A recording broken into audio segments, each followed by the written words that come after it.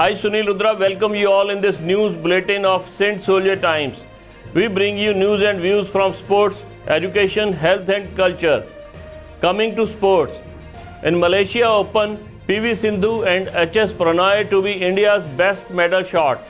While HS Pranay has had a blistering year so far, PV Sindhu will try to make a comeback after a poor show at the Indonesia Open. Saina Nehwal, on the contrary, will come back after a break. PV Sindhu will look to quickly recover from her first round exit at Indonesia, while HS Pranay will eye another consistent show as the duo spearhead the Indian challenge at the Malaysia Open Super 750 tournament starting on Tuesday. Sindhu, a two-time Olympic medalist, was shown the door in the opening round by China's He Bing Xiao at the Indonesia Open Super 1000 earlier this month, and she will have to put behind that defeat and try to give her best. London Olympics bronze medalist Saina Nehwal also stars in the same half of the draw. Saina had skipped the Indonesia leg to manage workload and will look to put up a good show. In men's singles, Pranay has been on a consistent run with a series of quarterfinals since the World Championships last year and played a pivotal role in India's epic Thomas Cup win and then dished out some superlative performances in Jakarta to reach the semi-finals. Among others, Tokyo Olympian B. Sai Praneeth will be up against 6th-seeded Indonesian Anthony Sinisuka Ginting, while Samir Verma takes on another Indonesian, Zonata Christie, seeded 7th.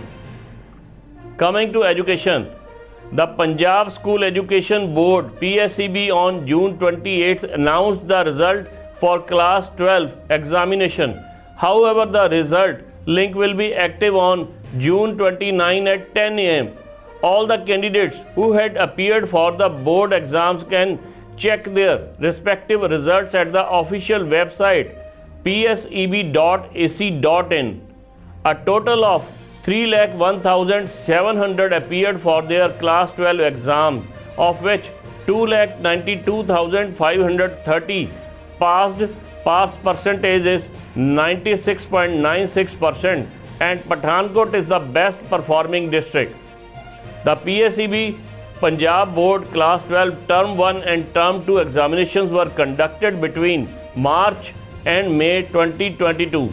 The examination was held from 10:30 am was continued till 1:45 pm.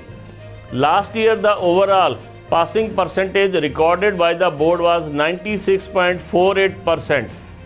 Arshdeep Kaur of Ludhiana, Arshpreet Kaur of Mansa and Kulwinder Kaur of Faridkot are in the top 3 positions. All the 3 girl students secured 99.40%, 497 marks out of 500. And coming to health, climate change affects everyone, but studies have shown infants and children to be most vulnerable.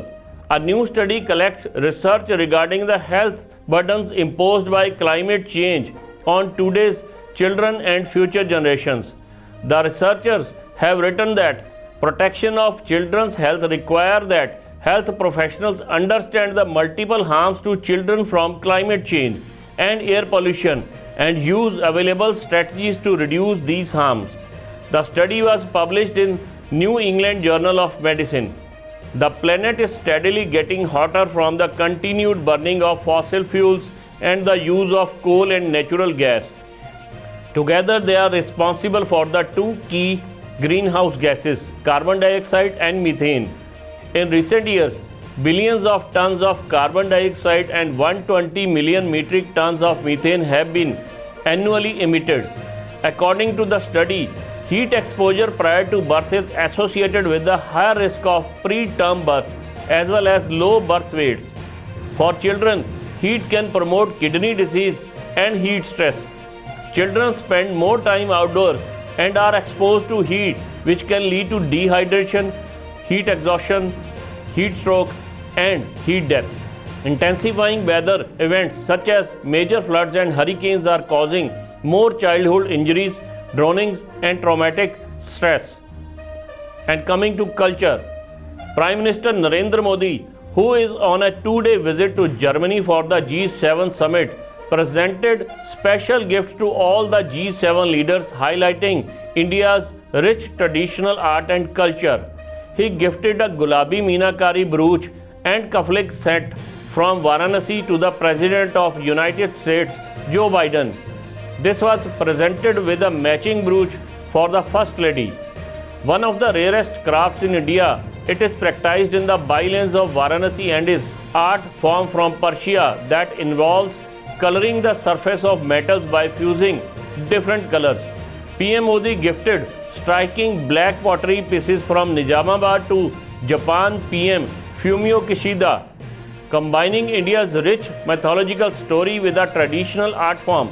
He also gifted Dokra art with Ramayana theme from Chhattisgarh to South Africa's President Cyril Ramaphosa in honor of Queen Elizabeth II's Platinum Jubilee. PM Modi gifted a platinum hand-painted tea set from Bulandshahr to UK PM Boris Johnson. The crockery was outlined with platinum metal paint and embossed outlines were laid on manually with mehendi cone work. He gifted ether bottles to France President Emmanuel Macron that were specially packed in a Zardozi box from Lucknow. This is all in the news bulletin today. Stay connected with Saint Soldier Times on Facebook, YouTube and Instagram.